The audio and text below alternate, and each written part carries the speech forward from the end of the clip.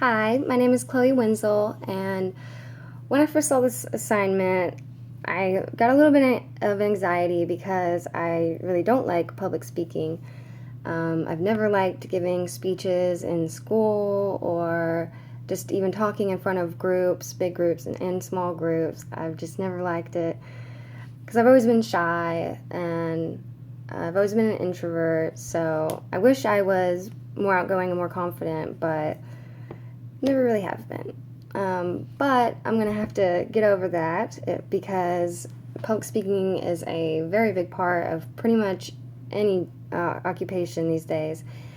And it's definitely a part of health communication. And health communication is just growing. According to Ramal and Lipinski, it's growing it and becoming a part of every health aspect and wellness aspect of this world, and it's a dynamic process that is important because because health educators have to get information to others. So scientific findings, experiment results.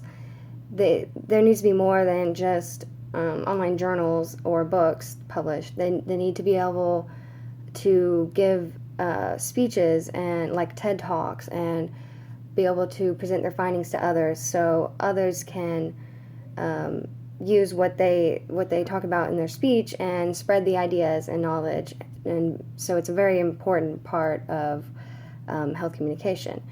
And then according to Bernhardt, health communication is the base of our public health system because we could have the knowledge, but you have to be able to spread it to others. So it's a very big part of communicating health because they look at epidemiological data and how to prevent disease, but you have to be able to spread it to others. And Bernhardt also talks about how it's a science and a communication together. So it's about the knowledge behind whatever you're talking about, but then it also requires good speaking skills. You have to be able to communicate that knowledge to others and appropriately and professionally and be able to get the information out. So you have to be able to give speeches. That's just a part of it. And as for improvements, I personally think that practicing is a great way to become more confident and get better at giving speeches because I feel like even though I was always shy, I feel like I was better at giving speeches in high school because we were doing it more frequently. And then, so I started to get used to it. And then when I went to college, I feel like I was giving less speeches, so the anxiety kind of came back, unfortunately. So I feel like practicing could help me a lot and help others because I feel like if I start to practice more, you practice in the mirror and you just practice speaking, it could help improve a lot. And then the Watch Wellcast video, Be a More Confident Public Speaker, they had some tips to improve giving speeches and become more confident and get over your stage fright.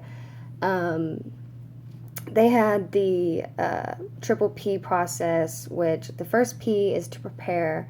So you want to make sure you got your material down, you know everything you want to talk about, because there's a good chance that you could be having a conversation with the audience and they could have questions and you need to know how to answer them. So for one, it's important to know your material well, and that'll just make you feel more confident. And also to design a good speech, how you want to present it, with an intro and your argument, and back it up with evidence, and then you have a strong conclusion that leaves the audience with your point. And then the next step is to the